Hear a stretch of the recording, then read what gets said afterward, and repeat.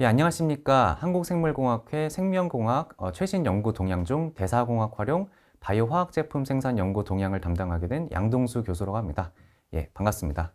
그럼 발표를 시작하도록 하겠습니다. 예, 우선 다음과 같은 순서로 발표를 진행을 하겠고요. 우선 처음에는 대사공학의 개요에 대해서 말씀을 드리고, 그 다음에는 대사공학의 다양한 활용 분야를 다양한 사례별로 말씀을 드리도록 하겠습니다.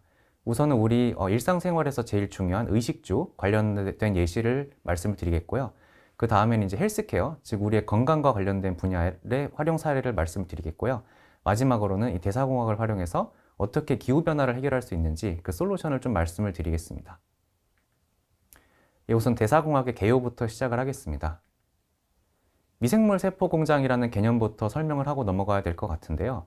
이 미생물이 어떻게 공장이 될 수 있는지 그 말씀부터 좀 드려야겠습니다. 이 미생물 안에는 우리가 모든 유전 정보를 담고 있는 그릇인 DNA가 있죠. 이 DNA로부터 다양한 효소가 생산이 되게 되고요. 이 효소란 우리 다양한 화학 반응을 촉매할 수 있는 생물 촉매를 의미를 하고 있습니다. 따라서 이렇게 다양한 촉매가 존재하기 때문에 미생물이 어떤 인풋, 즉 영양소, 탄소원, 질소원 이런 다양한 영양소를 섭취를 한 다음에 이런 효소들에 의해서 그러한 영양 성분들이 다양한 프로덕트로 전환이 되게 되겠죠. 이렇게 전환된 프로덕트가 또 다른 프로덕트로 전환이 되면서 이런 고부가 가치 물질이 고효율로 생산이 될 수 있는 어떤 공장의 형태를 띠게 될 수가 있겠습니다. 이 공장 안에는 이 바이오 컨테인먼트와 같이 미생물이 유출되는 것을 방지할 수 있는 그런 시스템도 존재를 하게 되겠고, 다양한 외부 조건에 따라서 이 효소의 생산을 조절하고 또 조절할 수 있는 그런 레귤레터리 네트워크도 존재를 하게 되겠습니다. 이렇게 미생물 세포 공장을 구축함에 있어서 핵심 원천 기술이 되는 것이 바로 대사공학이 되겠습니다. 이 오른쪽에 보시는 그림처럼 이 대사공학이란 미생물 안에 있는 굉장히 복잡한 대사 회로를 저희가 이제 최적화를 해서 이 출발 물질인 비식용 바이오매스로부터 어떤 고부가가치 산물을 고효율로 생산해낼 수 있도록 하는 그런 기술이라고 할 수 있겠습니다. 이 대사공학이 최근에는 또 시스템 대사공학이라는 더욱 발전된 학문의 형태로 연구가 진행되고 있는데요. 이 카이스트 이상혁 교수님께서 처음 제시하신 그런 개념으로서 기존의 대사공학의 합성생물학과 진화공학, 그리고 시스템 생물학까지 융합을 한 그런 최첨단 분야라고 말씀드릴 수가 있겠습니다. 이 시스템 대사공학에서는 우리가 미생물 내부에 있는 대사 회로를 기존과 같이 하나하나씩 낙다운, 낙아웃, 오버익스프레션을 해보면서 테스트를 해보기보다는 이 대사 회로를 시스템 수준에서 바라보고 다양한 기법을 통해서 분석을 해서 세포 공장을 최적화하는 그런 과정이라고 말씀을 드릴 수가 있겠습니다. 예, 앞서 말씀드린 것과 같이 시스템 대사공학은 다학제 학문이고요. 이 미생물의 대사 회로를 굉장히 시스템적인 수준에서 뜯어 고쳐야 되기 때문에 다양한 툴과 전략이 개발이 되고 활용이 되고 있습니다. 예를 들어서 앞으로 이제 강연에서 말씀을 드리겠지만 스몰 RNA, 하이스루프 스크리닝 기법, 멤브레인 엔지니어링 기법, 효소공학, 지놈 스케일 메타볼릭 모델링 등 다양한 기법들이 총망라되어 활용이 되고 있습니다. 그렇다면 앞으로는 이 각각의 이 요소 기술들에 대해서 제가 간단하게 짚고 넘어가는 시간을 좀 가지겠습니다. 그 전에 앞서서 이 시스템 대사공학을 연구를 수행함에 있어서 가장 핵심이 되는 게 균주 개발이겠죠. 이 균주가 개발이 되고 난 다음에는 우리가 발효기로 옮겨서 발효 공정을 최적화하는 과정을 거치게 됩니다. 이렇게 프로덕트가 생산이 되고 난 다음에는 이 고부가 가치 산물을 저희가 분리하고 또 정제해내는 그런 분리정제 공정이 최적화가 돼야겠고요. 이렇게 업스트림, 미드스트림, 다운스트림 프로세스로 완성이 되는 이 생물 공정을 최적화하는 과정을 거치게 됩니다. 하지만 이 과정에서 사실 대사공학자들의 입장에서 균주 개발에만 치중하는 그런 문제가 발생할 수도 있는데요. 사실 이 미드스트림과 다운스트림, 즉 발효 공정과 그 분리정제 공정도 굉장히 중요한 프로세스입니다. 그리고 이렇게 미드스트림과 다운스트림 프로세스에서 발생하는 다양한 문제들을 또 업스트림에서도 해결할 수 있는 그런 방안이 있기 때문에 이 업스트림, 미드스트림, 다운스트림 프로세스 간에 왔다 갔다 하면서 이렇게 기술 개발이 이루어진다라고 말씀드릴 수가 있겠습니다. 예, 앞서 이제 제가 말씀드린 것과 같이 생물 공정은 스케일업 과정을 거치게 되는데요. 우선 실험실 수준에서 이 균주가 얼마나 뛰어난 성능을 가졌는지 테스트를 하게 됩니다. 그 다음에는 우리가 랩 스케일 발효기에서 이 성능을 테스트를 하게 되겠고요.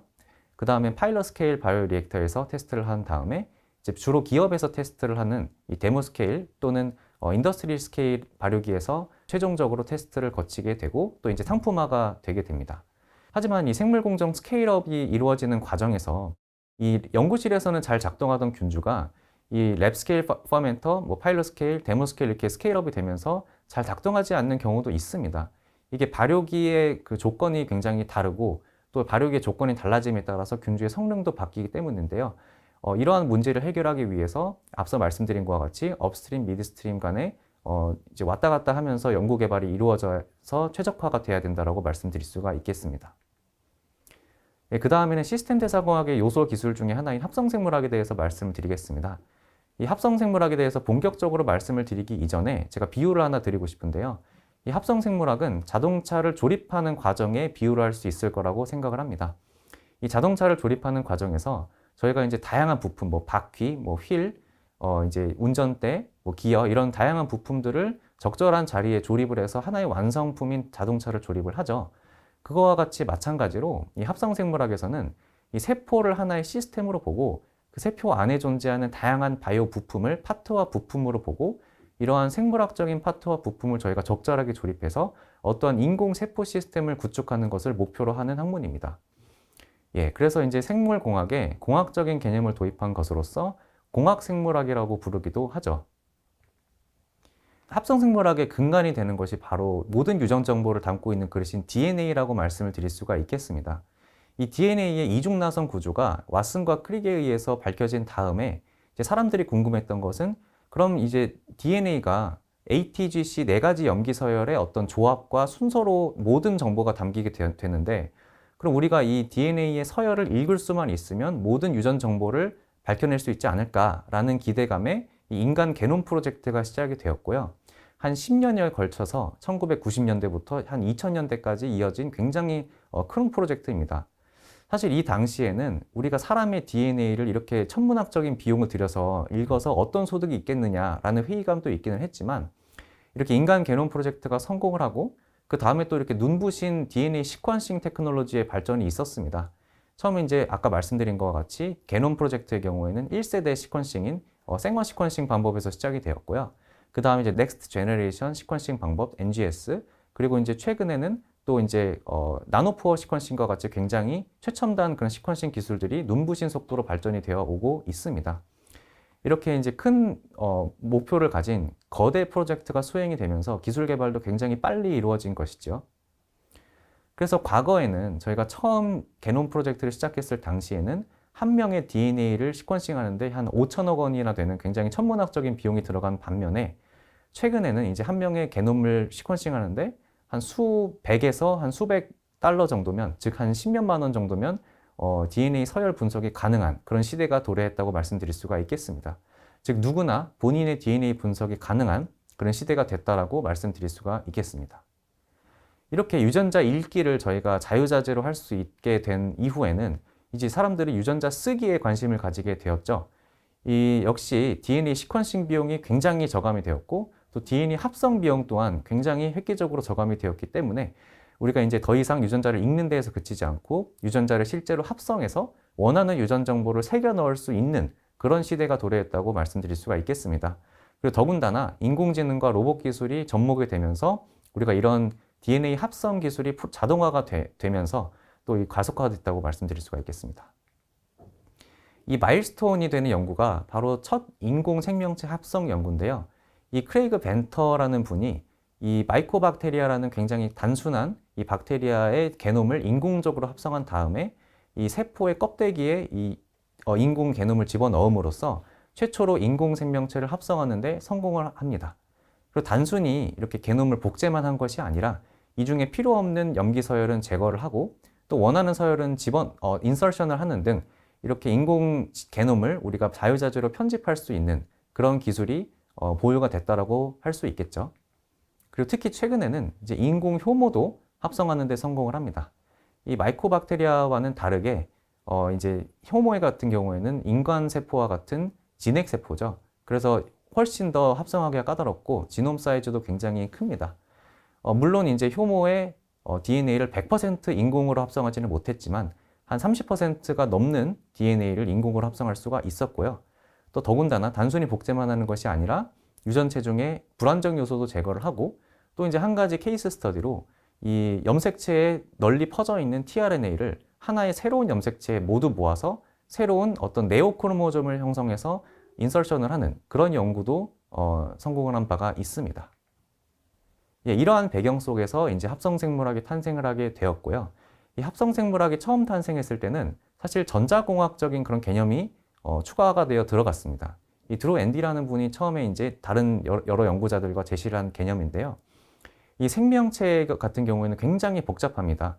그래서 이제 이런 복잡한 생명체를 우리가 자유자재로 설계하고 디자인해서 원하는 대로 행동할 수 있도록 만들 수 있지 않을까라는 그런 질문에서 시작을 했고요.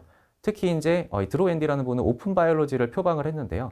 이렇게 보시는 바와 같이 뭐 프로모터, 뭐 코딩 시퀀스, 라이보존 바인딩 사이트, 터미네이터와 같이 다양한 유전적인 컴포넌트를 우리가 표준화를 하고 이렇게 표준화된 모듈들을 조립을 했을 때 우리가 마치 전자공학에서 활용하는 이 논리 회로처럼 합성 유전자 회로를 구축해서 특정 인풋으로부터 예상되는 아웃풋을 도출해낼 수 있는 그런 예상대로 행동하는 생물 시스템을 구축하는 학문을 제시를 합니다. 그래서 2000년대에 이제 짐 콜린스 교수님이 이제 유전자 발현을 인위적으로 조절할 수 있는 합성 유전자 회로를 처음으로 구축을 하죠. 그래서 이제는 우리가 유전자를 원하는 대로 끄고 켜고 또 이를 이용해서 유전자를 활용한 합성 논리 회로를 구축하는 것이 가능해졌습니다. 그리고 또 최근에는 이런 유전자 합성 회로를 저희가 자동으로 디자인을 하고 또 이제 구축해 줄 수 있는 그런 프로그램도 개발이 되었죠. 예, 이러한 배경 속에서 이제 유전자 가위의 발명도 굉장히 획기적인 한 획을 그었다고 말씀드릴 수가 있겠습니다. 이 1세대, 2세대, 3세대 중에 특히 크리스퍼 유전자 가위가 제일 유명하죠. 이 3세대 유전자 가위는 제니퍼 다우드나와 엠마뉴엘 샤펜티어 교수님으로부터 이제 개발이 됐고 이 두 분은 다 노벨 화학상을 수상하신 여성 과학자이십니다. 그래서 이렇게 유전자 가위가 발명이 되면서 우리가 이제 DNA를 합성하는 것뿐만 아니라 지우고 쓰고 붙이고 고치는 것이 자유자재로 가능해졌죠. 그리고 MIT의 이제 펑장 교수님도 인간 세포에 최초로 이제 유전자 가위를 적용을 해서 이제 논문을 냈고 또 특허를 냈는데 현재 지금 제니퍼 다우드나 교수님이 있는 UC 버클리와 펑장 교수님이 있는 MIT 간에 이제 미묘한 그런 시간차로 인해서 이 특허 다툼이 벌어지고 있는 그런 상황입니다. 유전자 가위에 대해서 조금 더 자세하게 설명을 드리겠습니다. 이 크리스퍼 유전자 가위는 이제 카스라는 단백질과 이 가이드 RNA 이렇게 짧은 RNA로 구성이 되어 있는데요. 사실 이 크리스퍼 유전자 가위는 이 박테리아의 어떤 면역 시스템에서 유래했다라고 말씀드릴 수가 있겠습니다. 즉 박테리아를 바이러스가 침입을 했을 때 그 바이러스의 DNA가 주입이 되죠. 이 바이러스 DNA의 조각을 잘게 잘라서 이 박테리아가 가지고 있다가 그거를 가이드 RNA에 집어넣습니다. 그러면 그 다음번에 바이러스가 다시 침입을 했을 때 이 가이드 RNA가 바이러스의 DNA에 달라붙어서 그 DNA를 유전자 가위가 자르게 되죠. 그럼으로써 바이러스의 침입을 막게 되는 것입니다. 이거를 저희가 인위적으로 조작을 하게 된다면 이 가이드 RNA의 RNA 서열을 조작을 해서 원하는 DNA의 서열에 달라붙을 수 있도록 조작을 하고 그럼 저희가 원하는 DNA를 자유자재로 자를 수가 있게 되는 것입니다. 이렇게 잘라낸 DNA를 활용을 하면 저희가 특정 유전자 서열을 제거할 수도 있고요.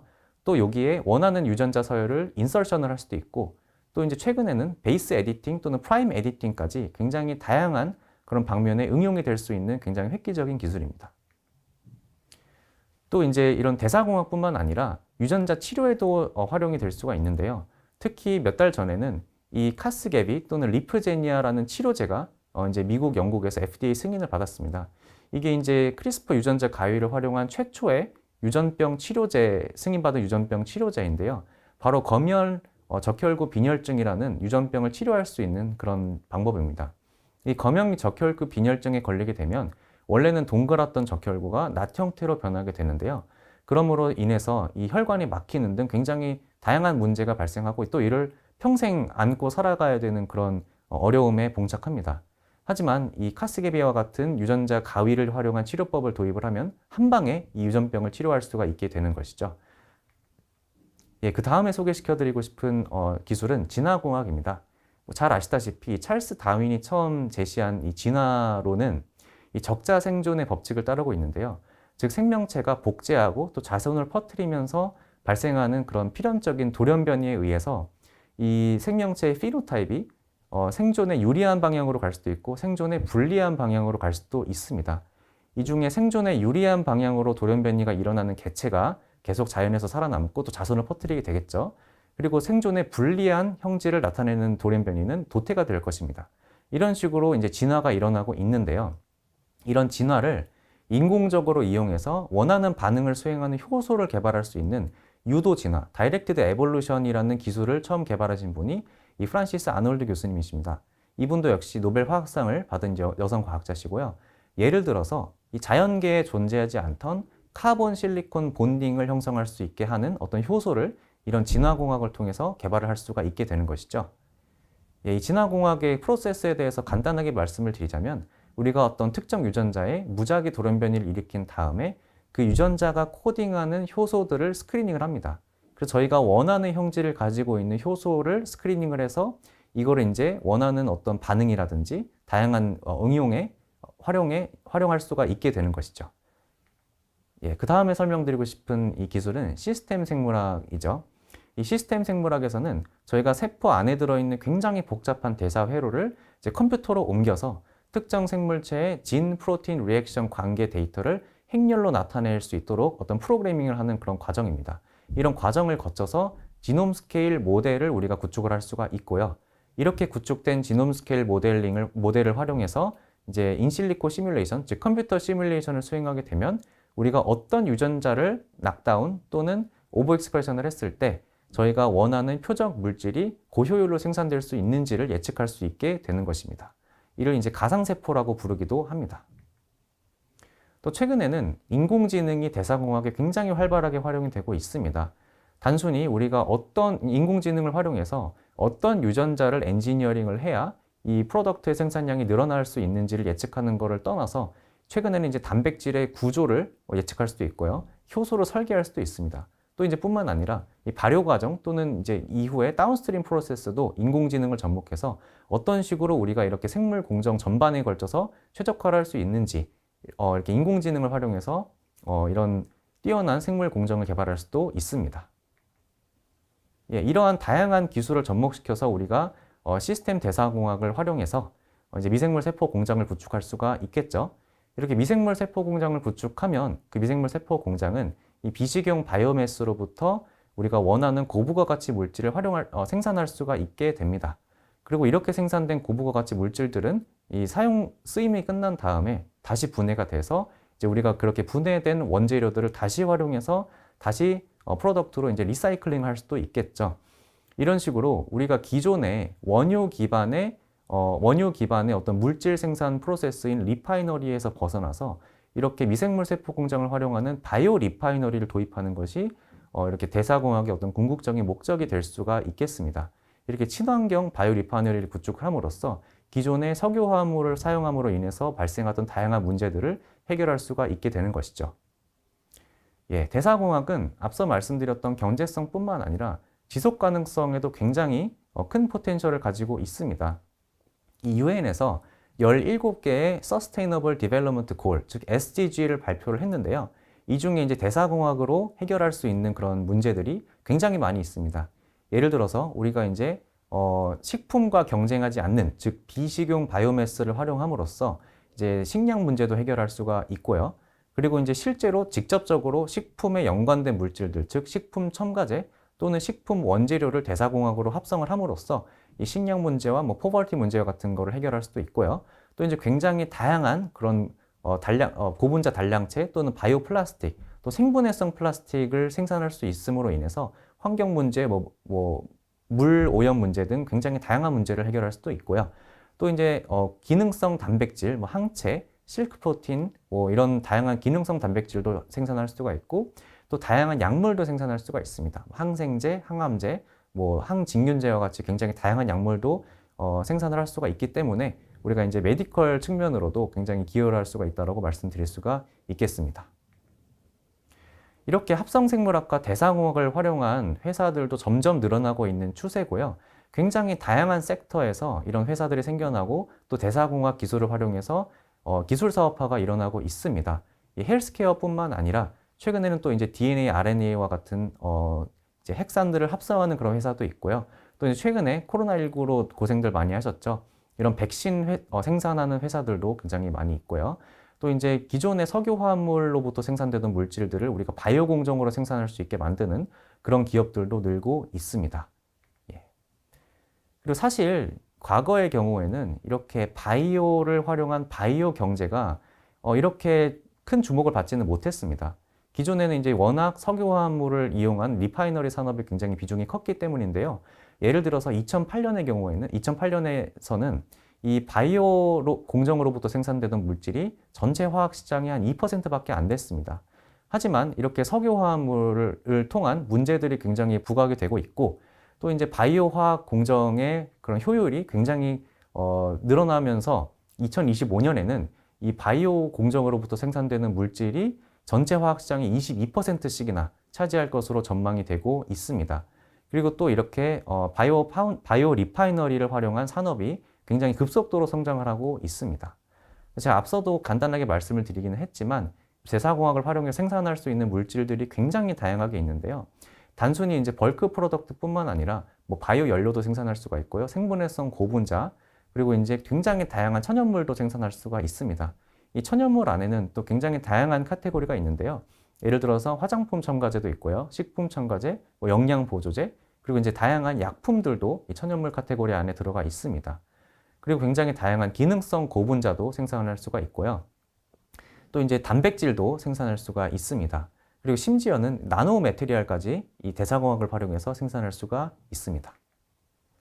예, 지금부터는 이렇게 대사공학을 우리가 실제 어떻게 활용할 수가 있는지 사례별로 들여서 제가 설명을 드리겠습니다. 우선 우리 일상생활에서 가장 중요한 의식주 쪽에서 어떻게 대사공학이 활용될 수 있는지를 사례별로 말씀을 드리도록 하겠습니다.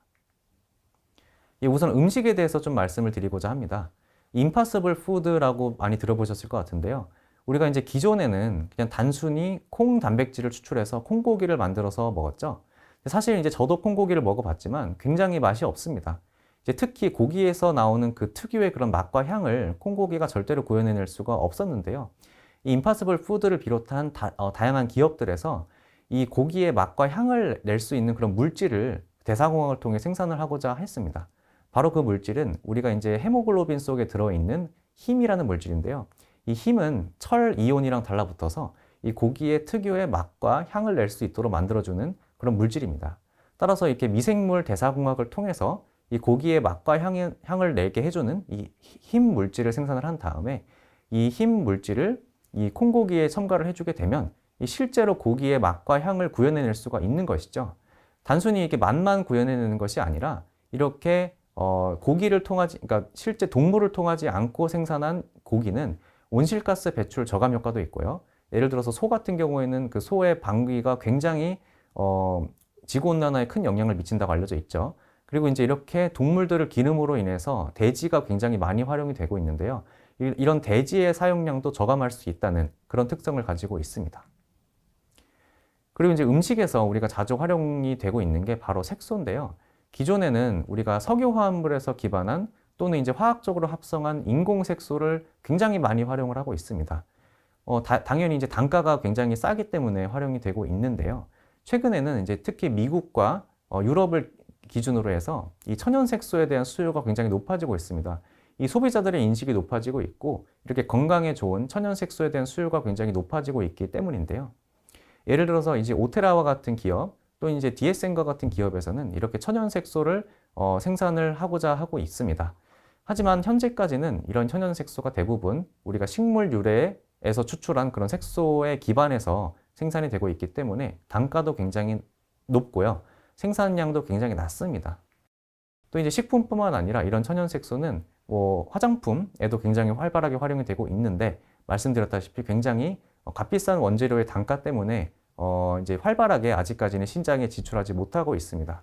하지만 기업에서의 수요가 굉장히 높기 때문에 이 천연색소를 우리가 그럼 대사공학으로 과생산을 할 수 있지 않을까 이런 목표를 가지고 대사공학자들이 연구를 수행하고 있는 그런 상황입니다.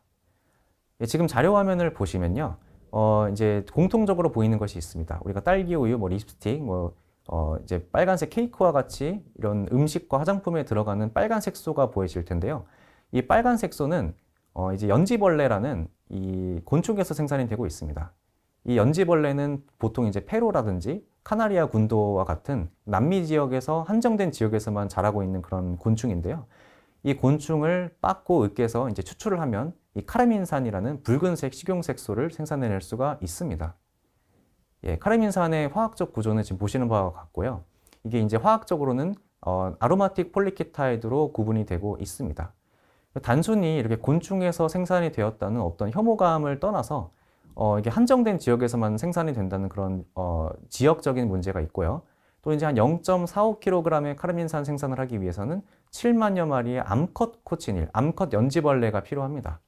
그리고 이제 추출 과정이 좀 복잡하고 이런 다양한 문제들이 있지만 그럼에도 불구하고 이 카르민산은 천연색 붉은 색소 중에 가장 안정한 화합물 중에 하나입니다. 따라서 수요가 지속적으로 증가하고 있기 때문에 이제 곤충을 통하지 않고 카르민산을 생산할 필요성에 주목을 하게 되었고요. 이 천연물을 생합성하기 위해서는 효소를 발굴하고 개량하는 것이 굉장히 중요합니다. 왜냐하면 결국에는 이런 고부가 가치 물질들이 효소 반응에 의해서 모두 생산이 되기 때문인데요. 우리가 이렇게 효소를 발굴하고 개량하기 위해서는 크게 두 가지 방법이 있습니다. 첫 번째로는 효소를 자연에서 찾는 방법이 있겠고요. 두 번째로는 효소를 우리가 직접 디자인을 하거나 제조업을 하는 방법이 있겠습니다. 사실 이 두 번째 방법의 경우에는 아직까지는 굉장히 좀 어려운 난이도이기 때문에 이제 첫 번째 방법을 통해서 이 카르민산을 생합성할 수 있는 효소를 개발했다고 말씀드릴 수가 있겠습니다. 이 플라보커메식 애시드라는 카르민산의 전구체로부터 카르민산을 생산하기 위해서는 두 단계의 효소 반응을 거쳤어야 됐는데요. 이 첫 번째 반응에 해당하는 모노옥시제네이즈와 같은 경우에는 효소가 전혀 밝혀져 있지가 않았습니다. 따라서 생화학 반응 분석을 통해서 우선 효소 후보군을 탐색을 했고요. 그렇게 스크리닝된 이 DNRF라는 효소를 활용해서 이제 카르민산 생산에 적용하고자 하였지만 이 DNRF라는 효소는 원래 플라보커메식 애시드를 원래 기질로 가지고 있지 않았기 때문에 이 효소를 추가적으로 엔지니어링을 해서 활성을 높여야 할 필요성이 있었습니다. 따라서 이 활성된 형상을 지닌 효소 변이체를 개발하기 위해서 컴퓨터 시뮬레이션을 진행을 하였고요. 그 첫 스텝으로서 이 DNRF의 3차원 구조 예측을 하기 위한 호몰로지 모델링을 진행을 하였고요. 그 다음에는 이제 이 효소가 우리가 원하는 기질과 잘 인터랙션을 할 수 있는지 도킹 시뮬레이션을 수행을 하였습니다. 이 도킹 시뮬레이션을 수행을 할 때는 우리가 어떤 아미노산의 돌연 변이를 주어야 이 효소가 원하는 기질과 더 잘 결합을 할 수 있을지를 예측을 하였고요. 그 예측된 결과를 바탕으로 실제 실험을 해본 결과 특정 뮤턴트에서 이 DNRF 활성이 굉장히 증가된 것을 관찰할 수가 있었습니다. 그리고 이제 두 번째 효소인 C-글라이코실 트랜스퍼레이즈 역시 연지벌레 유래 효소가 밝혀져 있긴 했지만 이 효소가 대장균에서는 잘 작동하지 않았기 때문에 이 역시 동일한 방법을 거쳐서 효소를 발굴하고자 하였습니다. 특히 C-글라이코실 트랜스퍼레이즈의 경우에는 이 연지벌레 유래 효소가 그 표면이 당화되어 있기 때문에 이 대장균은 이렇게 효소를 당화시킬 수 있는 시스템이 없죠. 그래서 작동을 잘 하지 못한 게 아닌가라는 생각을 하고 있습니다. 이 역시 3차원 구조를 예측을 했고요. 그 다음에 이제 도킹 시뮬레이션을 수행해서 어떤 돌연 변이를 도입을 해야 원하는 기질과 잘 반응할지 예측을 해 보았고요. 그 다음에 이제 이렇게 개발된 효소를 활용해서 실제로 활성이 늘어났다는 것을 확인을 할 수가 있었습니다. 이렇게 개발한 효소들을 통해서 실제 이제 포도당으로부터 카르민산을 최초로 생산하는 데 성공을 했고요. 그 다음에 말씀드리고 싶은 거는 이제 우리 옷감에 활용되는 색소들에 대해서 좀 말씀을 드리고 싶습니다. 우리 옷감에서 역시 앞서 식품에서와 같이 합성화학 색소를 굉장히 자주 활용을 하고 있는데요. 이 음식에서는 건강 문제가 나타날 수가 있었죠. 하지만 옷감을 염색하는 데에서는 수질오염 문제가 굉장히 심각하게 발생할 수가 있습니다. 예를 들어서 WHO의 보고서에 의하면 이 전체 산업용 폐수의 한 16% 정도가 이 합성색소로 인한 옷감 염색 과정에서 발생한다고 합니다. 따라서 이러한 수질오염 문제를 해결하고 또 이제 다양한 환경 문제를 해결하기 위해서 천연색소를 생산해야 되지 않을까라는 필요성을 느끼게 되었죠. 그래서 이제 다양한 연구들이 이루어져 왔는데요. 이제 대표적인 게 바로 인디고 생산 연구입니다. 이 인디고라는 물질은 이 청바지에 파란색을 내게 하는 그런 색소, 천연 색소죠. 원래는 식물에서부터 생산이 되던 물질인데 최근에는 화학 합성 공정이 개발이 되면서 굉장히 싸고 굉장히 대량으로 생산할 수 있는 그런 공정이 개발이 되면서 이제 화학 합성 인디고가 많이 활용이 되고 있습니다. 하지만 앞서 말씀드렸듯이 이에 의해서 다양한 문제가 발생하고 있기 때문에 미생물 대사공학을 활용해서 이런 인디고를 대량 생산을 해야 되지 않을까 필요성을 느꼈고요. 현재 이제 스타트업들을 기반으로 해서 이런 바이오 인디고를 생산해서 실제 상용화가 되고 있는 그런 상황입니다. 이 인디고와 비슷하면서도 굉장히 다른 색소가 이 티리안 퍼플이라는 색소인데요. 이 티리안 퍼플 색소는 이제 보통 중세 유럽의 왕족들만 활용했다는 굉장히 값비싼 보라색 천연 색소입니다. 지금 자료 화면에 보시는 것처럼 왕족들만 활용했던 그런 왕관 또는 망토와 같은 보라색을 내게 하는 그런 천연 색소인데요.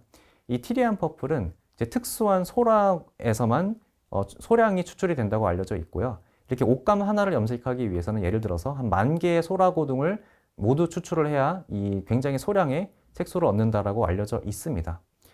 하지만 이 티리안 퍼플의 화학적인 구조를 보시면 이 인디고와 굉장히 유사한 것을 볼 수가 있는데요.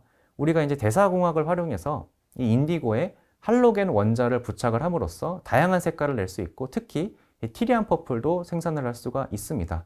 그래서 최근 한 연구에서는 이 티리안 퍼플을 대장균에서 고효율로 생산해내는 그런 생물공정 개발 연구가 보고가 된 바가 있습니다. 예, 그리고 무지개 천연색소 생산 연구도 있는데요. 이 무지개 색소 중에 빨주노에 해당하는 물질들은 모두 카로티노이드에 해당하는 물질이고요. 초파남보에 해당하는 물질들은 비올라세인 유도체에 해당하는 물질들입니다. 이 7가지 색소들은 모두 불용성 색소이기 때문에 이 배지 밖으로 세포 밖으로 나오지를 못하고요. 세포 내부에 축적이 되거나 세포막에 끼어 들어가는 형태로 생산이 되게 됩니다. 예, 그래서 이런 물질들의 증산 방법을 이제 고민을 하다가 세포막에 축적이 되다 보니까 세포막의 구조를 확장하게 된다면 이런 물질들의 생산량을 늘릴 수 있지 않을까 그런 이제 생각을 하게 되었고요.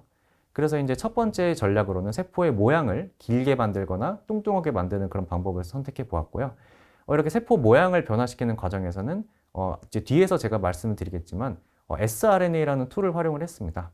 이 sRNA는 특정 표적 유전자에 달라붙어서 그 유전자의 mRNA에 달라붙어서 단백질로 번역되는 과정을 막아주는 툴인데요. 그래서 이제 저희가 원하는 유전자를 특이적으로 억제할 수 있는 그런 툴이라고 말씀드릴 수가 있겠습니다. 그래서 이렇게 세포의 모양을 변화시켜서 세포의 부피당 표면적을 변화시킬 수도 있고요. 그 다음에 세포 내막, 이제 대장균은 내막과 외막으로 구분이 되죠. 세포 내막의 어떤 특정 소포체 구조를 형성할 수도 있고요. 마지막으로는 세포 외막의 소포체도 형성을 할 수가 있습니다. 이 세포 내막 소포체의 경우에는 이 사람 세포에서 유래한 캐비올라 시스템을 가지고 왔고요. 세포 외막 소포체의 경우에는 이렇게 외막 소포체를 형성해주는 특정한 어떤 시스템이 없기 때문에 세포의 외막과 내막을 연결해주는 그런 시스템들을 무너뜨림으로 인해서 이것도 역시 합성 조절 sRNA를 이용해서 무너뜨렸는데요. 이렇게 세포 외막이 불안정하게 만들어서 세포 외막 소포체를 형성할 수가 있습니다. 이렇게 3가지 전략을 조합으로 저희가 활용을 하게 된다면 이 세포 막 구조를 굉장히 확장시킬 수 있지 않을까 이렇게 생각을 해보았고 실제로 지금 보시는 현미경 사진과 같이 세포의 모양이 성공적으로 또 변하고 또 세포 안쪽과 바깥쪽에 이런 둥글둥글한 소포체 구조가 형성이 된 것을 보실 수가 있겠습니다. 예, 지금 보시는 자료 화면은 이제 실제로 저희가 색소를 생산하는 발효 공정을 타임랩스 비디오를 찍은 것인데요. 보시는 것처럼 이렇게 주황색이 굉장히 점점 진해지고 있고 보라색도 굉장히 진해지고 있는 것을 확인할 수가 있겠습니다. 이렇게 발효기 안에 있는 배양액의 부피가 점점 늘어나는 것은 저희가 이제 패드 배치를 수행했기 때문인데요.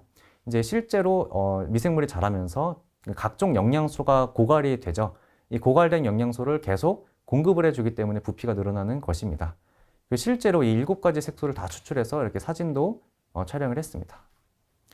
예, 그 다음에 제가 말씀드리고 싶은 거는 이제 다시 음식으로 돌아가서 맥주에 대한 얘기를 간단하게 하고 싶은데요. 이 맥주를 생산할 때는 우리가 효모를 발효함으로써 생산을 하게 됩니다. 하지만 맥주의 그 특유의 아로마 향을 내기 위해서는 효모 발효만을 통해서는 생산할 수가 없는데요. 이 아로마 향을 내기 위해서는 효모 발효 이후에 홉이라는 식물 유래 성분을 이제 첨가를 해줘야 됩니다. 그래서 이렇게 원래 맥주를 만드는 과정은 이 효모를 발효를 한 다음에 홉을 첨가해주는 그런 단계가 있는데요. 이를 이제 원 스텝으로 줄일 수 있지 않을까라는 생각을 이제 제이 키슬링이라는 교수님이 하게 되었고요. 그래서 이제 효모 안에 이 홉 성분을 생산할 수 있도록 하는 어떤 유전 회로를 집어넣게 되었습니다. 이렇게 홉 성분을 생산할 수 있는 바이오신테릭 진 클러스터를 이 효모 안에 집어넣음으로써 효모가 맥주를 생산하면서 이런 아로마 향도 낼 수 있도록 이제 엔지니어링을 해준 것이죠. 실제로 이 버클리 이스트라는 회사도 창업을 하고 이 맥주를 블라인드 테스트를 해보니까 시판되는 기존 맥주들과 별반 차이가 없거나 더 맛있다라는 결과도 이제 보고가 되었습니다. 그렇다면 이 홉 성분에 들어가는 아로마 향을 어떻게 낼까? 간단하게 좀 설명을 드리겠습니다. 이 아로마 향을 내는 물질들은 대표적으로 리날롤과 제라니올이라는 물질인데요. 이 물질들에 생산할 수 있는 바이오신테릭 진 클러스터를 구축을 한 다음에 지금 보시는 것처럼 대사회로를 저희가 굉장히 정밀하게 최적화를 해야 되기 때문에 이 중에 중요한 반응을 수행하는 효소, 그리고 그 효소를 정보를 코딩하는 유전자들의 발현량을 굉장히 다양하게 조합을 해서 테스트를 해보았습니다. 그렇게 테스트를 한 다음에 이 리날롤과 제라니올이 가장 많이 생산되는 균주를 골라서 이걸 이용해서 이제 맥주 발효를 수행한 것이죠. 예, 지금까지는 이제 의식주 중에 의와 식에 대해서 알아봤는데요. 이제 주, 즉 우리가 살고 있는 그런 공간도 이 바이오 기술을 통해서, 즉 대사공학을 통해서 생산해낼 수가 있습니다. 즉 바이오를 활용해서 우리가 건축 자재도 생산해낼 수가 있는 건데요. 그 대표적인 예시를 제가 설명을 드리겠습니다. 우선 우리가 농업 과정에서 발생하는 그런 농산 부산물을 미생물이 이제 분해해서 먹고 살 수가 있는데요. 농업에서 발생하는 이런 부산물에 특정 미생물을 섞어 놓으면 그 미생물이 굉장히 딱딱한 그런 물질, 시멘트와 같은 물질을 만들어냄으로써 우리가 이제 미생물을 활용해서 건축 자재도 생산해낼 수가 있는 것입니다. 실제로 이렇게 건축 자재를 이용해서 벽돌을 활용한 벽도 만들고요. 또 이렇게 아치 구조도 만드는 등 이렇게 굉장히 튼튼한 그런 건축 구조를 만들 수 있다는 것이 보고가 되어 있습니다. 이렇게 바이오 기술을 활용해서 이렇게 살아있는 균주를 활용해서 건축 자재를 만들게 되면요. 실제로 이제 우리가 재해 또는 전쟁 등으로 자원이 없는 경우에도 굉장히 간단하게 건축이 가능하고요.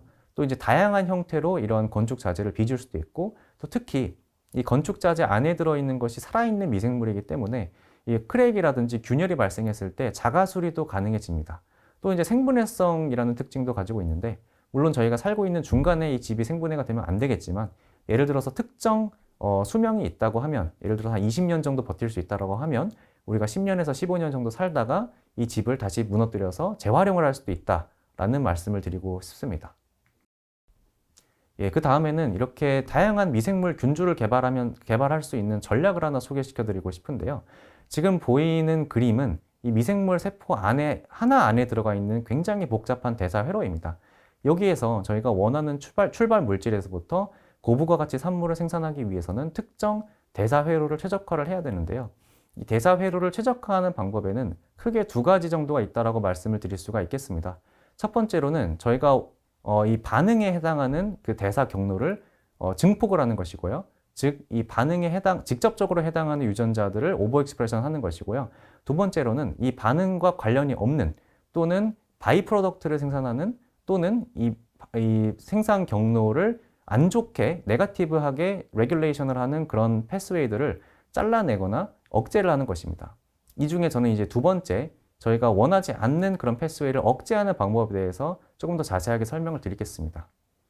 이제 기존에는 보통 이제 지놈 엔지니어링을 통해서 이렇게 유전자를 삭제하거나 유전자의 프로모터를 이제 약한 프로모터로 변경하는 등의 방법을 택했죠. 물론 크리스퍼 유전자 가위가 발명이 되면서 굉장히 이 프로세스가 효율적으로 이제 발전이 되기는 했지만, 아직까지 이렇게 지놈 기반한 엔지니어링의 문제점은 굉장히 높은 자원을 요구를 하고요. 또 잘 훈련된 연구원이 이제 연구를 수행해야 되고, 또 이제 한 균주에서 엔지니어링이 수행이 되면 이 전략을 다른 균주로 쉽게 옮기기가 어렵게 됩니다. 따라서 이제 합성 조절 sRNA라는 툴을 활용할 수가 있는데요. 제가 앞서도 간단하게 설명을 드렸지만, 이 합성 sRNA를 활용하게 되면 합성 sRNA가 이 표적 유전자의 mRNA의 특정 부위에 달라붙어서 그 mRNA가 단백질로 번역되는 과정을 막게 됩니다. 즉, 트랜슬레이션을 억제함으로써 표적 유전자의 발현을 억제하는 것인데요. 굉장히 이제 실험하기도 쉽고요. 또 이제 굉장히 다양한 유전자에 대한 sRNA 라이브러리를 구축해서 고속 스크리닝도 가능하게 됩니다. 예, 앞서 설명한 합성 조절 sRNA에 대해서 조금 더 자세하게 말씀을 드리고 싶습니다. 이 합성 조절 sRNA가 가장 이제 비교하기가 좋은 게 이 크리스퍼 인터피어런스라는 기술인데요. 즉 크리스퍼-I라고도 부르는 이 기술은 이 크리스퍼 유전자 가위의 구성 요소인 카스9 단백질을 이 카탈리티컬리 인액티브 폼인 디카스9으로 구축을 한 다음에 즉 DNA를 자를 수가 없게 되는 거죠. 그렇게 되면 이 디카스9이 DNA에 달라붙어서 그대로 달라붙어 있게 됩니다. 이러므로 인해서 이 특정 유전자의 DNA에서 mRNA로 전환되는 이 트랜스크립션을 억제하게 되는 것이죠. 즉 sRNA는 트랜슬레이션을 억제하는 반면에 크리스퍼-I는 트랜스크립션을 억제하는 그런 다른 메커니즘을 통해서 각기 유전자의 발현을 억제한다라고 말씀드릴 수가 있겠습니다. 이 크리스퍼-I의 경우에는 박테리아를 포함해서 진핵세포와 같이 굉장히 다양한 그런 세포들의 유전자 발현을 억제하는 데 활용이 될 수가 있고요. 그 반면에 sRNA의 경우에는 주로 박테리아에서 유전자의 발현을 억제하는 데 활용이 되고 있습니다. 다만 크리스퍼-I의 경우에는 이 디카스9 단백질의 사이즈가 굉장히 큽니다. 반면에 sRNA에서 활용되고 있는 HFQ라는 단백질은 굉장히 사이즈가 작기 때문에 이 미생물에 주어지는 대사 버든이 굉장히 적습니다. 즉 미생물의 어떤 성장에 영향을 전혀 끼치지 않게 되는 것이죠. 이렇게 sRNA를 어떻게 활용을 할지 가장 좋은 활용법에 대해서 좀 말씀을 드리고 싶습니다. 이 sRNA를 활용해서 가장 좋은 활용법이 저희가 다양한 유전자의 발현량을 억제할 수 있게 하는 그 sRNA 라이브러리를 구축한 다음에 그 라이브러리를 도입을 해서 고속 스크리닝을 통해 저희가 원하는 프로덕트를 제일 많이 생산하는 균주를 굉장히 빠르게 선별해내는 그런 것이 sRNA의 장점이라고 할 수 있겠는데요. 이렇게 저희가 원하는 프로덕트를 선별해낼 수 있으려면 어떤 선별할 수 있는 시그널이 필요하겠죠. 그 시그널을 주는 것이 바로 바이오센서입니다. 이 대사공학에서는 바이오센서는 크게 세 가지 타입으로 구분이 되는데요. 트랜스크립션 팩터에 기반한 바이오센서, 이 엔자임에 기반한 바이오센서, 그리고 앱타머에 기반한 바이오센서 이렇게 세 가지로 구분이 될 수가 있겠습니다. 이런 바이오센서는 이 대사물질의 레벨을 감지를 해서 어떤 특정 시그널을 방출해내는 그런 시스템이라고 할 수가 있겠고요. 이 생물공학에서는 제가 앞서 말씀드린 것과 같이 표적물질을 과생산할 수 있는 균주를 고속 스크리닝하는 데 활용될 수가 있겠고요. 또 의공학에서는 대사 질환을 감지하는 데 활용이 될 수가 있겠습니다. 그래서 제가 말씀드리고 싶은 한 가지 예시가 바로 이 말로닐 코에이에 대한 바이오센서인데요. 이 말로닐 코에이는 굉장히 다양한 천연물들의 공통된 전구 물질로서 굉장히 중요한 대사 물질입니다. 이 RPPA라는 효소가 있는데 이 RPPA라는 효소를 가지고 오면 말로닐 코에이로부터 원스텝으로 플라비올린이라는 붉은색 색소를 생산하게 됩니다. 즉 말로닐 코에이 생산량이 적은 균주에서는 색소 생산량이 적겠고요. 말로닐 코에이 생산량이 많은 균주에서는 색소 생산량이 많으니까 우리가 눈으로도 손쉽게 말로닐 코에이 고효율 생산 균주를 선별할 수가 있게 되는 것이죠. 예, 그래서 이렇게 바이오센서를 활용하면 우리 바이오센서에 로보틱 스크리닝을 도입을 하게 되면 고속 스크리닝을 통해서 과생산 균주를 굉장히 손쉽게 선별해낼 수가 있게 되는 것입니다. 즉 제가 앞서 설명드렸던 sRNA를 활용해서 이 지놈 스케일 sRNA 라이브러리를 구축할 수가 있는데요. 이 특정 미생물 안에 들어있는 대부분의 그런 유전자를 타겟팅할 수 있는, 즉 굉장히 다양한 유전자를 각각 억제할 수 있는 sRNA들을 모아서 sRNA 라이브러리를 구축한 다음에요. 그 sRNA 라이브러리를 생산 균주에 집어넣고 바이오센서가 들어가 있는 균주에 집어넣고 이것을 활용해서 로보틱 스크리닝을 진행을 하게 되면 어떤 sRNA가 들어갔을 때 말로닐 코에이 생산량이 높아질 수 있는지 굉장히 빠르게 선별해낼 수가 있는 것이죠. 이렇게 고속 스크리닝을 진행한 결과 말로닐 코에이 증상과 관련된 14종의 낙다운 유전자 타겟을 선별할 수가 있었습니다. 즉 해당 14종의 유전자의 발현을 억제했을 때 말로닐 코에이 생산량이 늘어난다는 것이죠. 예, 지금까지 말씀드린 결과는 다 대장균에서의 결과인데요. 이 sRNA가 대장균뿐만 아니라 코리니박테리움에서도 활용될 수 있지 않을까 이런 연구에 또 확장을 하게 되었습니다. 이 코리니박테리움은 그람 양성균으로서 굉장히 이제 대표적인 산업 미생물이고요. 이 우리가 식품과 관련된 다양한 물질들을 생산할 수 있는 그런 박테리아입니다. 예를 들어서 이 모노소듐 글루타메이트, 즉 MSG를 생산하는데 굉장히 유용한 그런 미생물이고 또 다양한 아미노산과 같이 우리가 식품 첨가제 또는 사료와 같이 그런 고부가 가치 물질의 생산에 활용되는 그런 굉장히 유용한 균주입니다. 하지만 이 코리니박테리움의 기존의 대장균에서 활용되던 sRNA를 가지고 왔을 때는 이 유전자 발현 억제가 굉장히 그렇게 효율적이지가 않았습니다. 따라서 이 대장균은 그람 음성균이고요. 이 코리네박테리움은 gram 양성균이기 때문에 sRNA의 작동 메커니즘도 다를 수가 있어서 gram 양성균 율의 sRNA를 탐색을 해서 코리네박테리움에 적용을 하면 훨씬 더 잘 작동하지 않을까, 이런 가설을 세우게 되었고요. 따라서 gram 양성균 율의 sRNA를 스크리닝을 한 후 이렇게 스크리닝된 16종의 sRNA 시스템을 선별하고 테스트를 하게 되었습니다. 그 결과 바실루스 서틸리스, 즉 고초균율의 sRNA 시스템을 가지고 왔을 때 이 코리네박테리움에서 가장 잘 작동한다는 것을 확인을 했고요. 이 코리네박테리움에서만 멈추는 것이 아니라 굉장히 다양한 박테리아에 다 적용이 된다는 것을 입증을 하기 위해서 이 파일로지네틱 트리상에 굉장히 다양한 16종의 박테리아를 골라서 다 유전자 발현 억제 능을 테스트를 해 보았고요. 그 중에 15종의 박테리아에서 성공적으로 유전자 발현이 억제가 됐다는 것을 입증을 할 수가 있어서 이것을 이제 브로드 호스트 레인지 sRNA라고 부르게 되었습니다. 이제 실제 활용 예시를 보여드릴 건데요. 우선 대사공학 사례를 보여드리기에 앞서서 이게 이제 바이오메디컬 쪽에도 활용이 될 수 있다는 것을 좀 설명을 드리고자 합니다. 이렇게 특정 유전자의 발현을 억제할 수 있기 때문에 병원균 내부에 있는 병원성을 띠게 하는 유전자를 억제를 해서 이 병원균의 병원성을 억제할 수 있다라는 그런 입증을 했고요. 그리고 이제 대사공학적인 활용 방면에서는 이 sRNA를 활용한 지놈 스케일 sRNA 라이브러리를 구축을 해서 이 인디고이딘이라는 청색 색소를 고효율로 생산하는 균주를 굉장히 빠르게 스크리닝을 함으로써 한 55g/L의 인디고이딘이라는 굉장히 높은 수율을 얻을 수가 있었습니다. 이 다음부터는 이제 헬스케어로서의 이제 활용 분야에 대해서 좀 말씀을 드리고자 합니다.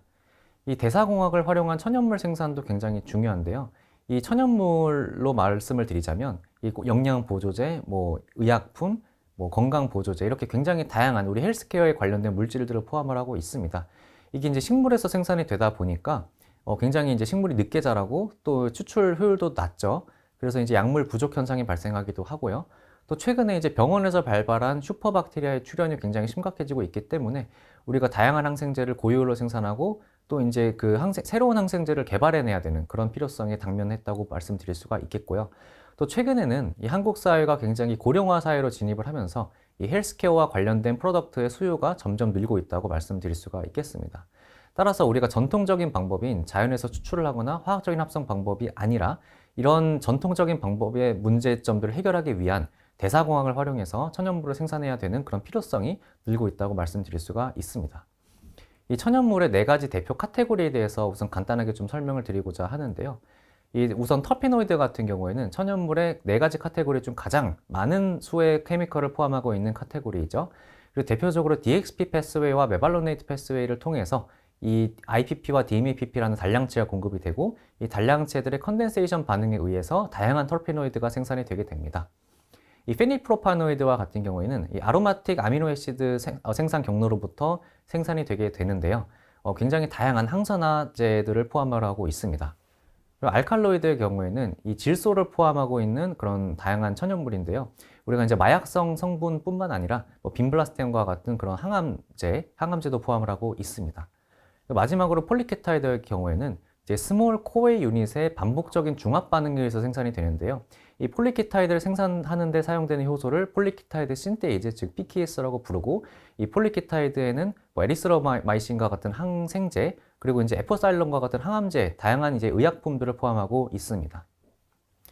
첫 번째 말씀드리고 싶은 사례는 이 말라리아 치료제인 아르테미시닌인데요. 이 아르테미시닌은 이 말라리아의 굉장히 획기적인 치료제로서 이 투유유라는 분이 처음에 이제 발견을 해서 노벨상을 또 역시 수여를 받으셨고요. 이 개똥쑥이라는 식물로부터 추출돼서 생산이 되고 있습니다. 하지만 앞서 말씀드린 것과 같이 식물에서 추출하는 프로세스가 굉장히 비효율적이기 때문에 이를 이제 효모에서 생산 후 공정을 상용화한 연구 사례가 발표가 되었고요. 이 UC 버클리의 제이 키슬링이라는 교수님이 처음에는 대장균을 통해서 연구 개발을 했다가 이 P450과 같은 효소가 대장균에서 잘 작동을 하지 않으니까 효모로 플랫폼으로 옮겨서 효모에서 이제 연구 개발을 지속적으로 이어나가서 실제로 공장도 짓고 상용화까지 이루어내었습니다. 하지만 이 개똥쑥의 재배가 점점 활성화가 되면서 이 아르테미신의 단가가 좀 낮아지게 되었고, 이로써 이 생산이 중단되어지는 안타까운 사례도 이제 접할 수가 있었습니다. 그 다음 사례는 이제 텍솔이라는 항암제인데요. 이 텍솔도 특정 나무의 껍질에서 굉장히 소량으로 추출되는 항암제입니다. 이 난소암, 유방암 등 굉장히 다양한 치료에 활용되는 항암제인데요. 이 대장균에서 텍솔의 전구 물질 생산 연구가 활발하게 되었고요. 역시 앞서 말씀드린 것과 같이 대장균에서는 P450과 같은 그런 복잡한 효소가 발현되기가 어렵기 때문에 이 효모를 가지고 와서 대장균에서 생산한 전구 물질을 효모가 받아서 이제 더욱 복잡한 텍솔 전구 물질 또는 텍솔로까지 이어지는 그런 생산 연구가 수행이 되었습니다. 그리고 심지어는 이 아편성 진통제까지 생산하는 효모가 개발이 되었는데요. 굉장히 다양한 유전자 소스로부터 한 20여 가지의 유전자를 효모 안에 재조합을 함으로써 이 아편성 진통제, 즉 모르핀과 같은 그런 물질을 효모로부터 생산할 수가 있게 되었습니다. 그리고 또 최근에는 이 카나비노이드, 즉 대마의 성분을 생산하는 연구도 진행이 되었는데요. 이렇게 대마 속에 있는 성분들 중에 굉장히 메디컬 쪽으로 유용하게 활용되는 성분들이 많이 있습니다. 이 역시 이제 효모 속으로 재조합 DNA 기술을 통해서 이 유전자를 도입을 함으로써 카나비노이드의 굉장히 다양한 성분들을 생산할 수가 있었는데요. 이렇게 대사공학을 활용해서 이런 물질들을 생산하는 것의 장점 중에 하나가 저희가 자유자재로 이제 추가 모디피케이션 스텝을 도입을 함으로써 실제 자연에 존재하지 않는 그런 비천연 물질들도 생산을 할 수가 있게 되었고요. 이로써 신약 개발에 한 발짝 더 앞장서게 만드는 그런 이제 디딤돌이 될 수 있다라는 그런 시작점이 있겠습니다. 또 앞서 설명드린 아편성 진통제의 경우에는 또 굉장히 이제 메디컬 쪽에서도 이제 극심한 고통을 겪고 있는 환자들에게 놓아주는 그런 진통제로 활용이 되고 있기 때문에 이렇게 이제 굉장히 사회적으로 민감한 물질들이지만 대사공학으로 생산을 했을 때 또 굉장히 높은 가치를 지닌다라는 말씀을 드릴 수가 있겠습니다. 그 다음 소개시켜드리고 싶은 소재는 이 실리빈, 아이소실리빈인데요. 이는 이제 여러분들이 잘 아시는 밀크시슬의 주요 활성 성분입니다. 간에 좋다고 많이 알려져 있고요. 간뿐만 아니라 굉장히 다양한 그런 건강 베네핏을 가지고 있는 물질입니다. 이 실리빈과 아이소실리빈의 생산 경로가 굉장히 복잡하기 때문에 이 생산 경로를 총 이제 3가지 모듈로 나눴고요. 우선 첫 번째 코니페릴 알코올과 같은 경우에는 이제 루틴한 대사공학을 통해서 대장균에서 생산이 되었고, 그 다음에 이제 디하이드로콜세틴, 즉 DHQ, 텍시폴린이라고도 불리는데요. 이 DHQ 물질의 경우에는 이 P450 효소를 활용해야 됐는데 이 대장균 안에서 말씀드렸듯이 P450이 잘 작동을 되지 않습니다.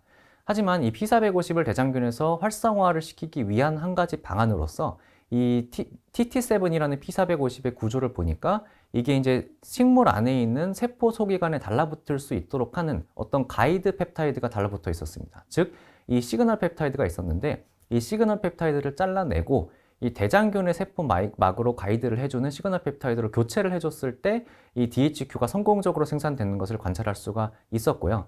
그리고 이제 마지막으로 이 DHQ와 코닐피릴 알코올을 중합을 해서 실리빈과 아이소실리빈을 생산할 수 있도록 해주는 이 퍼럭시데이즈 효소 역시 동일한 방법으로 이 식물 내부에 있는 어떤 소포체라든지 그런 세포 소기관으로 가이드를 해주는 시그널 펩타이드를 잘라내서 대장균의 시그널 펩타이드로 교체를 해주니까 실제 활성이 관찰이 되었습니다.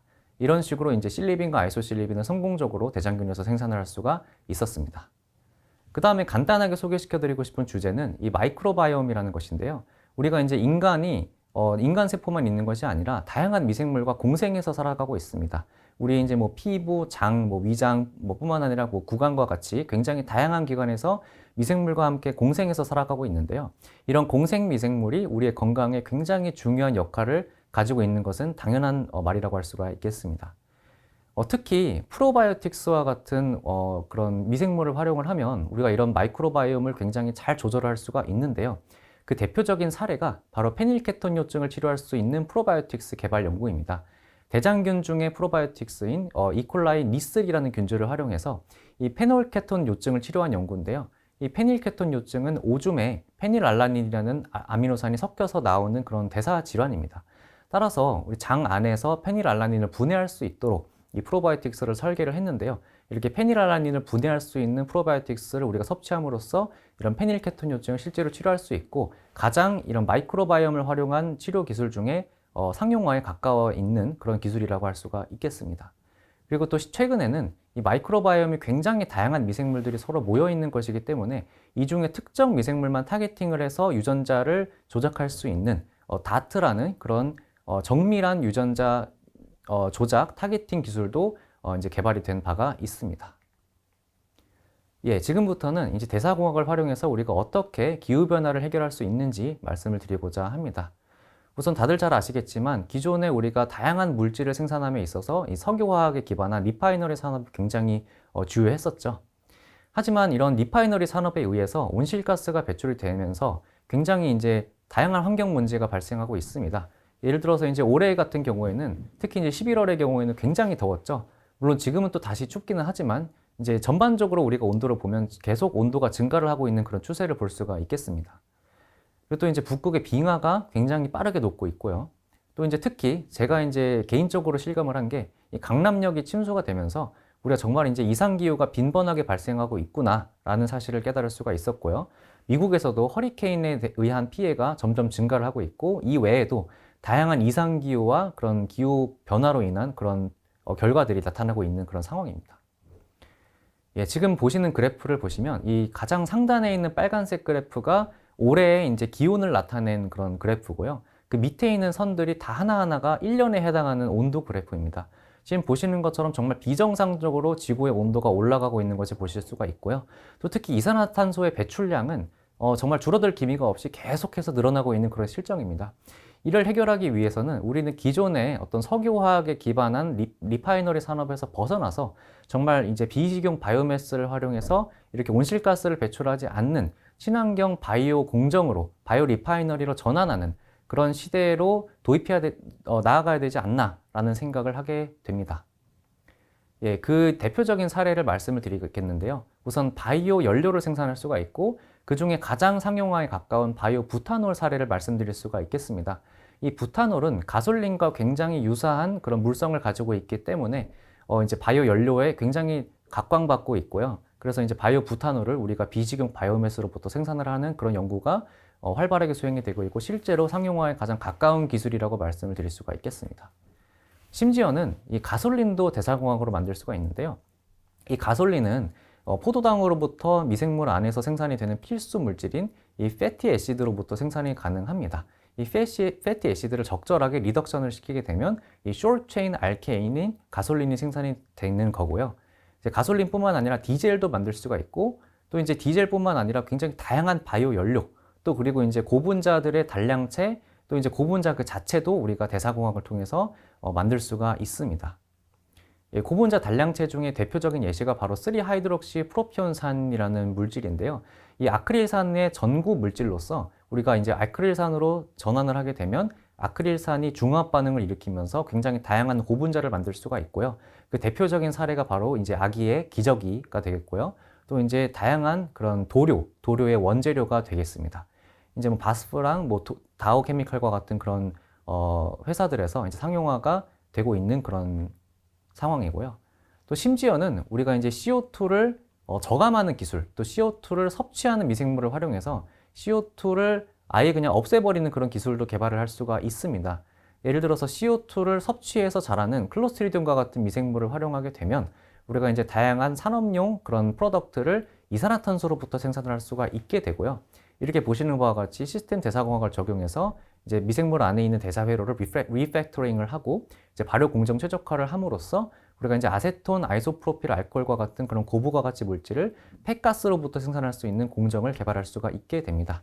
이제 란자테크와 같은 그런 기업에서 이런 파이오니어링 기술이 개발이 되었고요. 실제로 브라질, 인도와 같은 그런 다양한 국가에서 상용화가 되고 있는 그런 실정입니다. 그리고 또 최근에는 이런 이제 원래 CO2를 섭취할 수 있는 미생물 말고도 대장균과 같이 CO2를 원래 절대로 먹지 못하는 그런 미생물도 우리가 엔지니어링을 해서 CO2를 저감할 수 있는 기술도 개발을 할 수가 있습니다. 우선 첫 번째로는 칼빈 사이클과 같이 CO2를 픽세이션 할 수 있는 그런 패스웨이를 이런 헤테로트로프 미생물에 집어넣은 다음에요. 이런 미생물을 우리가 진화공학적인 방법을 통해서 진화를 시킴으로써 CO2를 훨씬 더 효율적으로 소모할 수 있는 그런 헤테로트로프 미생물을 만들 수가 있습니다. 즉 헤테로트로프 미생물을 우리가 오토트로픽 미생물로 전환을 할 수가 있는 것이죠. 이렇게 미생물을 반복된 환경 스트레스를 줌으로써 진화시키는 방법을 어댑티브 레버리토리 에볼루션, 즉 적응 진화라고 부릅니다. 그 다음 보시는 사진이 이제 플라스틱 아일랜드를 보시고 계시는데요. 이 한반도 면적의 한 15배가 넘는 그런 굉장히 큰 면적의 이 플라스틱이 분해되지 않은 채 태평양을 떠다닌다고 합니다. 이런 문제를 해결하기 위해서 우리가 생분해성 플라스틱도 생산할 수가 있겠죠. 그 중에 이제 가장 대표적인 생분해성 플라스틱이 이제 폴리하이드록시 뷰티레이트라는 pH 비율인데요. 이 폴리프로필렌과 굉장히 유사한 성질을 갖고 있기 때문에 현재 실제로 상용화도 되고 있는 그런 플라스틱이고, 우리가 실제로 이 플라스틱에 들어가는 단량체들을 다양하게 변화를 시킴으로써 이 플라스틱의 물성도 굉장히 다양하게 변화를 시킬 수가 있습니다. 제가 한 가지 말씀을 드리고 싶은 게, 우리가 흔히 사용하는 이 바이오 플라스틱이라는 단어와 생분해성 플라스틱이라는 단어가 다르게 사용되어야 된다는 점인데요. 이 바이오 플라스틱 중에서도 생분해성이 되는 플라스틱이 있고 생분해가 안 되는 플라스틱도 섞여 있죠. 그리고 이제 생분해성 플라스틱 중에서도 화학적인 공법으로 생산된 생분해성 플라스틱도 있고 바이오 공정으로 생산된 생분해성 플라스틱도 있습니다.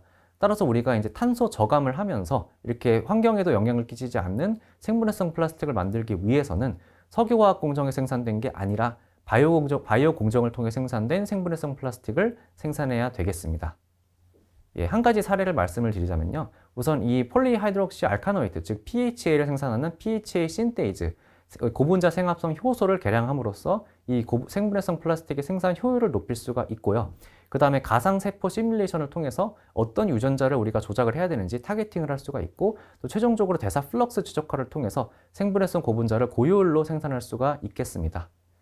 한 가지 사례를 더 말씀드리자면, 이 의료용 봉합사 또는 이제 임플란트와 같은 그런 물질의 그런 소재에 활용이 되는 의료용 고분자인 PLGA도 이 락테이트와 이 글라이콜레이트의 중합을 통해서 생산을 할 수가 있습니다. 또 이제 바이오 나일론도 우리가 생산할 수가 있는데요. 이 나일론의 단량체인 이 다이칼복실릭 애시드와 다이아민을 이 바이오 공정을 통해 생산을 한 다음에 이걸 중합해서 바이오 나일론을 생산할 수가 있고요. 또 이 나일론을 분해해서 다시 이제 원재료로 되돌리면 우리가 이제 어떤 서큘러 이코노미를 구축할 수도 있게 됩니다. 그다음 최근에는 이렇게 생분해성 플라스틱을 생산하는 것뿐만 아니라 이 페트병과 같이 난분해성 플라스틱을 분해할 수 있는 효소도 활발하게 개발이 되고 있습니다. 예를 들어서 이제 최근에 이도넬라 사키엔시스라는 미생물에서 PTA제라는 효소가 개발이 되었는데요.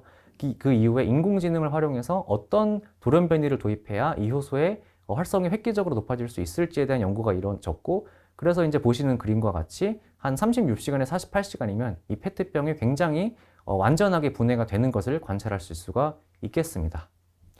예, 지금까지의 강의에 대해서 정리를 하면서 마무리를 짓고자 합니다. 우선 대사공학을 활용해서 우리가 미생물 세포 공장을 개발할 수가 있고요. 이는 이제 비식용 바이오매스로부터 표적 고부가 가치 물질을 고효율로 생산하는 바이오 리파이너리 산업의 핵심 기술이 되겠습니다. 예, 특히 이제 대사공학에서 한 단계 더 나아간 시스템 대사공학은 이 기존 대사공학의 합성생물학, 진화공학, 그리고 시스템 생물학을 효율적으로 접목시킨 분야로서 이 미생물의 대사 회로를 시스템 수준에서 조작함으로써 미생물 세포 공장을 굉장히 효율적으로 개발할 수 있게 하는 그런 핵심 원천 기술입니다. 예, 우리가 대사공학을 통해서 굉장히 다양한 고부가 가치 물질을 만들 수가 있는데요. 그 중에 첫 번째로 식물성 고기, 식용색소, 옷감연료, 건축 자재 등 우리의 의식주에서, 우리 실생활에서 굉장히 유용하게 활용되는 다양한 고부가 가치 물질을 생산할 수가 있고요. 그 다음에는 우리의 건강과 관련된, 즉 대사공학을 통해서 어떤 치료제, 진통제와 같은 다양한 약물을 생산할 수도 있고, 또 마이크로바이옴 엔지니어링을 개발함으로써 다양한 질병 치료도 가능해지고 있습니다. 그리고 마지막으로 이 대사공학을 통해서 석유화합물로부터 생산 가능했던 물질들을 바이오 공정을 통해서 생산함으로써 우리가 기후변화 해결에도 기여할 수가 있고요. 특히 이제 생분해성 플라스틱 생산 기술, 또 플라스틱 분해 기술을 개발함으로써 환경 문제에도 기여할 수가 있겠습니다. 예, 지금까지 경청해 주셔서 감사합니다.